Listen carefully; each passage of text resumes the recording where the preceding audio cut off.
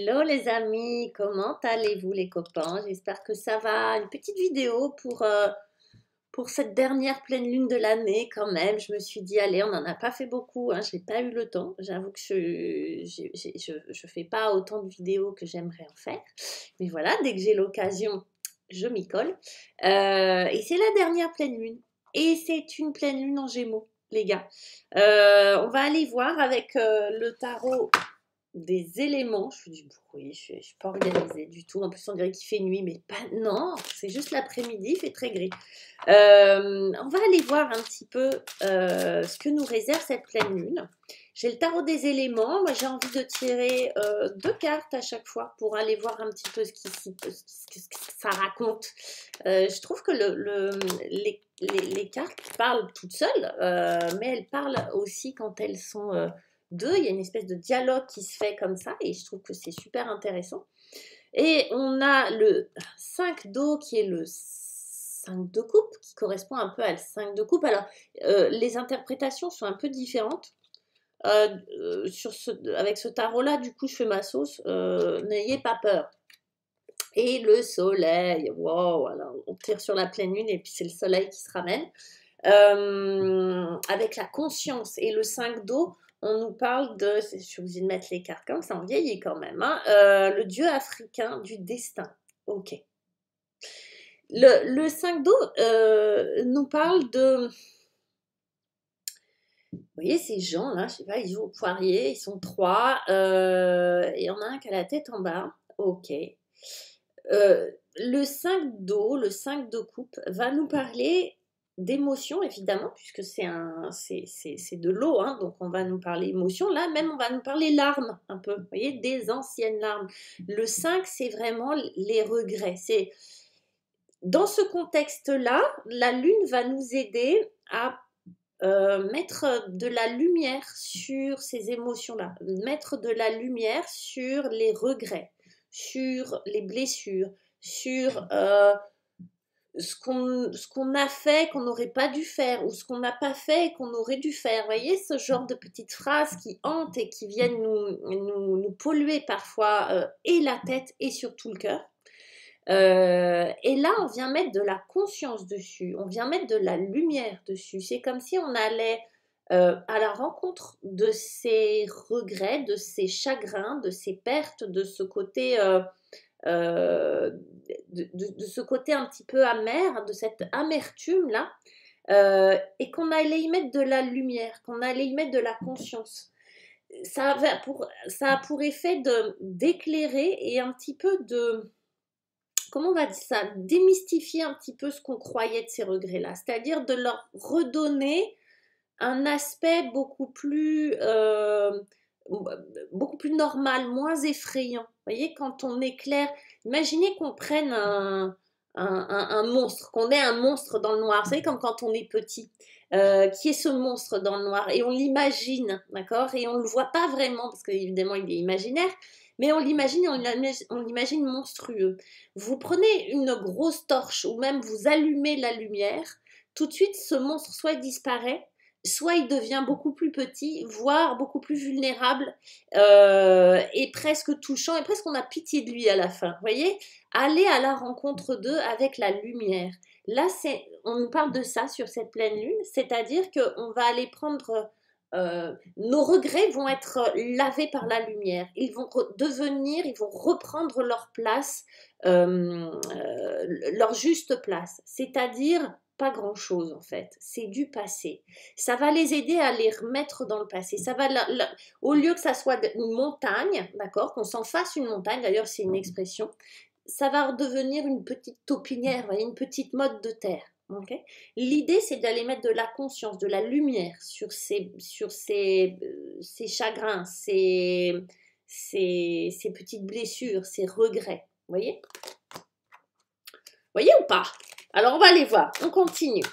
Quel va être le défi? Qu'est-ce qui va nous poser problème? Parce que ça, visiblement, on va le savoir le faire.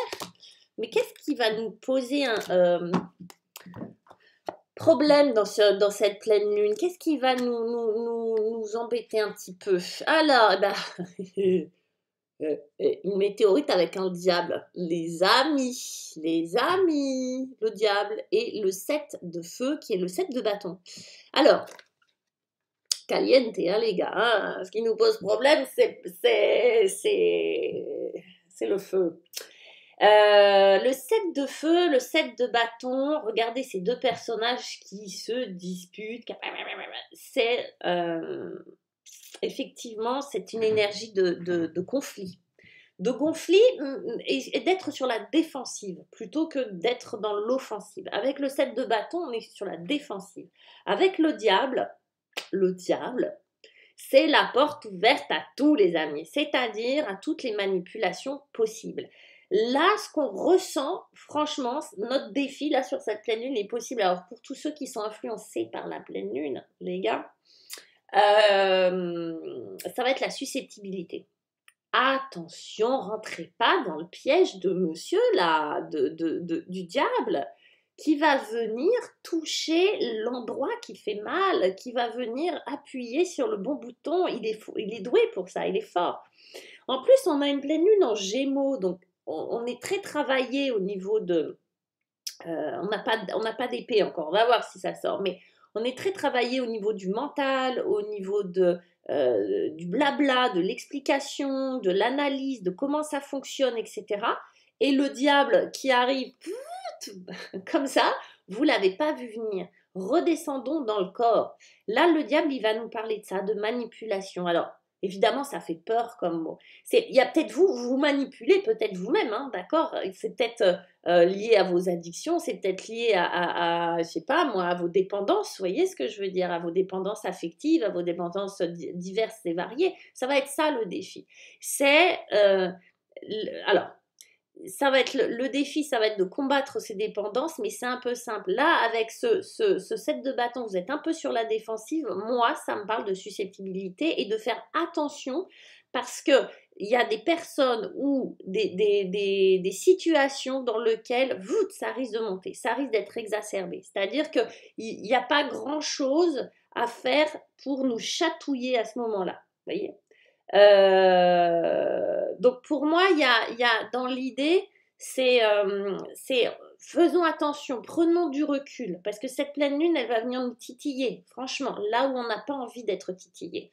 Elle va venir nous enchaîner, comme le diable sait bien le faire, avec cette attitude paranoïaque, vous voyez, avec cette attitude, elle va nous mettre sur la défensive. Et c'est pas bon, parce que ça nous replie comme ça. C'est jamais bon d'être sur la défensive. Ça peut être utile, mais là, vous voyez, on sent bien que c'est tordu.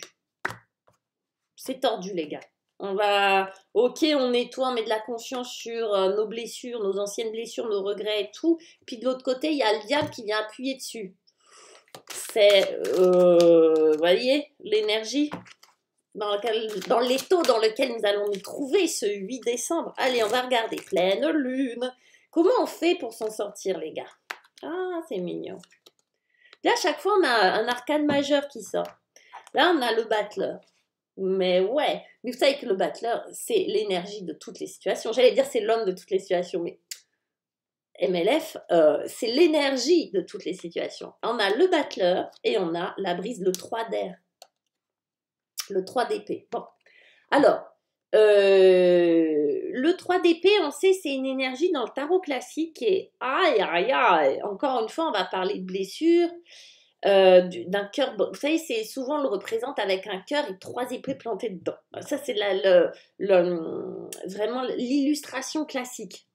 Dans le tarot de Marseille, c'est juste 3 épées. Hein. Il n'y a pas de cœur, il n'y a pas tout ça. Et il y a un petit truc un peu... qui est un peu biaisé parce qu'on est quand même dans des épées. Et oui, ok, ça parle de blessures, mais c'est des blessures qui restent dans la tête. Vous voyez, ce sont des blessures ça mouline. On est vraiment dans un truc qui mouline. C'est dans la tête que c'est encore blessé. C'est pas dans le cœur. Vous voyez, alors effectivement, émotionnellement, on ressent encore des choses, mais parce qu'en fait, ça bataille là-haut. Et là, donc on a cette énergie, le 3 d'air, dieu chinois de l'érudition, vous voyez comme quoi ça, c'est vraiment dans la tête. Et ce 3 vient nous parler de ça, c'est plus que de la contrariété, on a été meurtri et on ressasse le truc. Vous voyez, et on est encore sur une énergie comme ça. Et le battleur, qu'est-ce qu'il vient faire là? Tac, tac, tac. C'est rigolo parce qu'à chaque fois, on a une énergie qui vient sauver l'autre. La lumière, je suis désolée, il va falloir que j'achète des spots parce qu'on ne voit pas vraiment les cartes des fois, c'est une catastrophe. Le battleur vient transformer ça. Le battleur, vous voyez, il jongle avec toutes les énergies possibles. Lui, il est... En plus, il y a écrit la confiance. C'est moi la connaissance et l'ignorance, c'est moi le mensonge et la vérité. Tata, on est en plein dedans. C'est-à-dire que le battleur vient vous voir, vient nous voir, je dis vous, mais ça me concerne aussi cette pleine lune, vient nous voir pour nous rappeler que ce qui fait mal, c'est plutôt l'histoire qu'on se raconte que les faits qui sont déjà passés, d'ailleurs, qui sont dans le passé et qui n'existent plus. Vous voyez ce que je veux dire? On se fait plus de mal avec l'histoire du passé que l'on ressasse, que l'on se raconte, que dans la vérité, dans l'instant présent. Le battleur, lui, il a la capacité de transformer ça, c'est-à-dire de transformer l'histoire qu'on se raconte négative, en tout cas pas agréable, en histoire positive et agréable. C'est-à-dire qu'il vient transformer ça. Je vais donner un exemple. Il me faut un exemple. On se raconte que, je dis des bêtises, hein, qu'on a peur des chiens depuis toujours, et c'est peut-être une réalité. J'ai eu peur d'un chien une fois parce qu'il y a un chien qui m'a mordu. Depuis, j'ai hyper peur des chiens. J'en ai pas recroisé depuis, mais je sais que j'ai peur des chiens. Ok. Là-dessus, il peut y avoir un apprentissage qui peut se faire grâce au battleur, qui dit quoi? Qui dit, ok, j'ai eu peur et j'ai dû me méfier des chiens parce que j'ai eu une mauvaise expérience. Maintenant que j'ai appris à me méfier des chiens, je peux essayer de recommencer, de me raconter une nouvelle histoire, comme quoi, ok, je vais être méfiante, mais que comme je suis méfiante, j'ai cette capacité à anticiper et du coup à ne plus avoir peur. C'est-à-dire, je peux reprendre confiance dans la part de moi qui a appris quelque chose, c'est-à-dire qui a enregistré la leçon de ce qui s'est passé, mais qui ne subit plus l'émotion du passé. Vous voyez, je ne sais pas si je suis claire. On va plus subir l'émotion du passé, parce que l'histoire qu'on se raconte fait revivre l'émotion négative. On va en faire un apprentissage dans la confiance et on va en faire quelque chose de vertueux.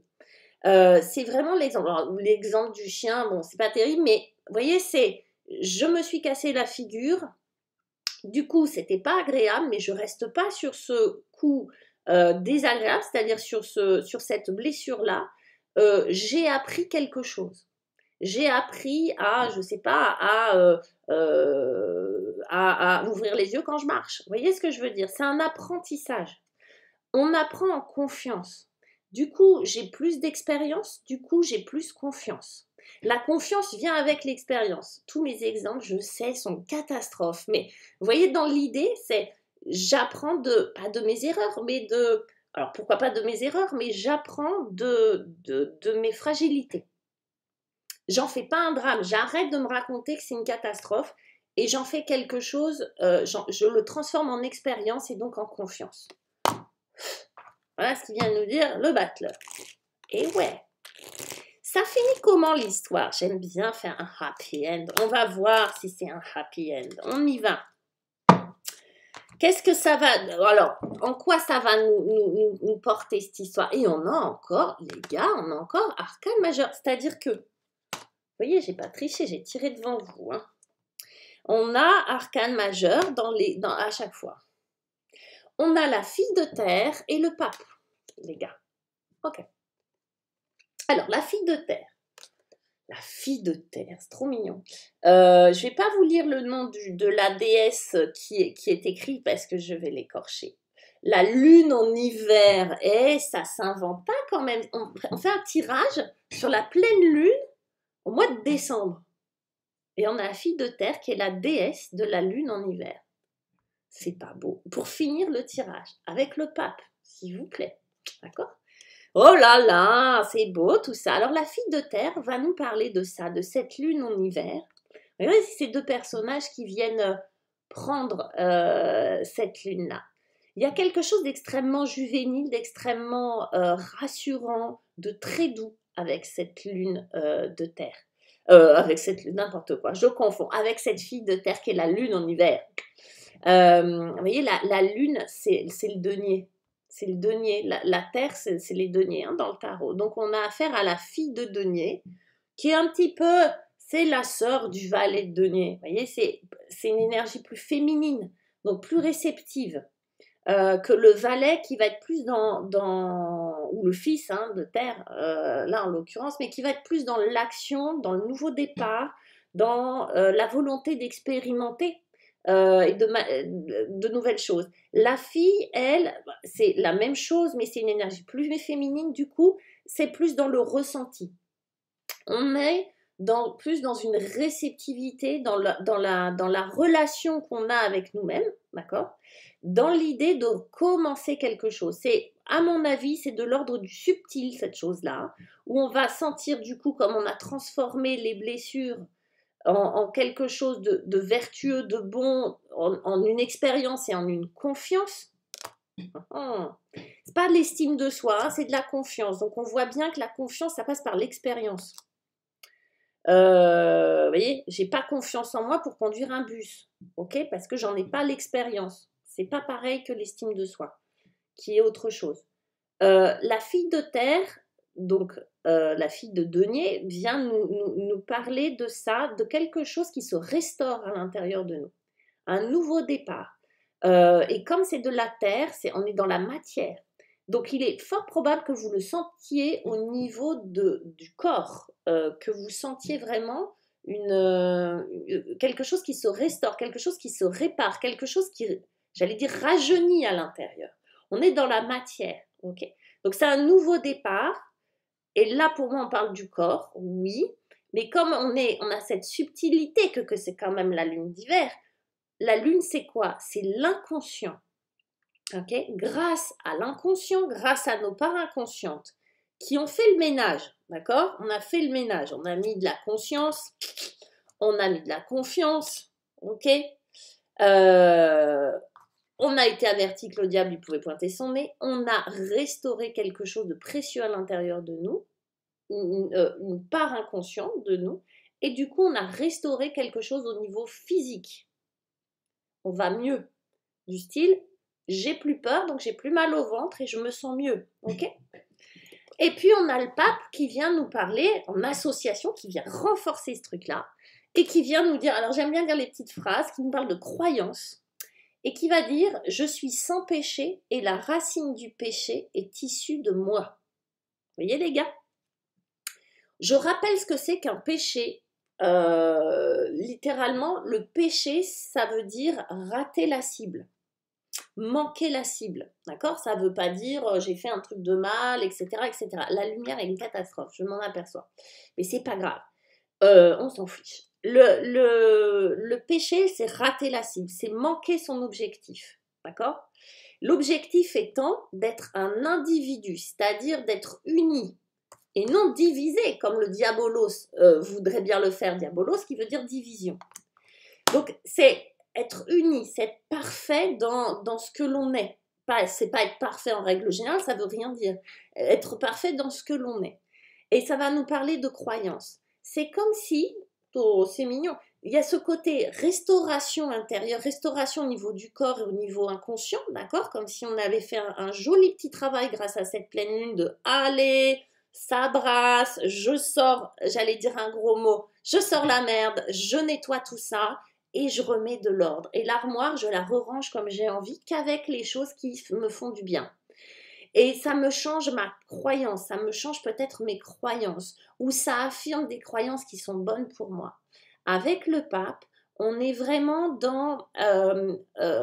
on évite de rater la cible, on évite de faire des choses qui sont mauvaises pour nous, on évite de se torturer, on évite de rentrer dans le mental et de se raconter des histoires qui ne nous font pas du bien.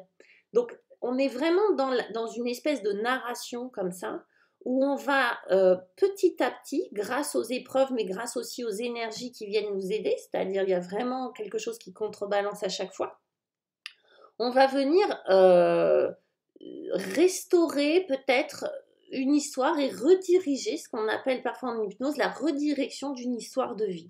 On redirige notre histoire de vie avec les croyances qui nous font du bien et avec cette sensation de rajeunissement, de fraîcheur qui vient à l'intérieur de nous grâce à cette fille de terre qui vient vraiment, restaurer quelque chose. C'est vraiment ça. C'était chouette, elle est chouette cette pleine lune. Et alors, en dos de deck, on a en plus la moisson, comme si on allait venir moissonner avec le 6 de terre. Et ben ça tombe bien. Le 6 de terre qui est vraiment l'échange. Alors là, c'est la moisson, mais c'est vraiment l'échange. C'est je te donne, tu me donnes. C'est pour ça qu'on appelle ça là, sans doute la moisson. Déesse finlandaise de la moisson. Elle s'appelle Aka. Avec Aka, on va venir moissonner, on va venir récolter les fruits de ce travail qui est en train de se faire. Alors évidemment, la pleine lune nous invite à le faire. Parfois, vous allez pouvoir sentir que vous le subissez. D'autres fois, vous allez être totalement conscient de ce qui se passe. En tout cas, elle nous invite à ça. Vous me direz ce que vous avez vécu, comment ça résonne en vous. Si ça résonne pas. Si ça résonne pas, c'est que c'est pas pour vous et c'est ok. Et puis en attendant, je vais m'acheter des lampes et je vous dis à très bientôt. N'hésitez pas du coup à laisser des pouces parce que ça aide toujours la chaîne. À laisser des commentaires sympas, ça aide aussi la chaîne.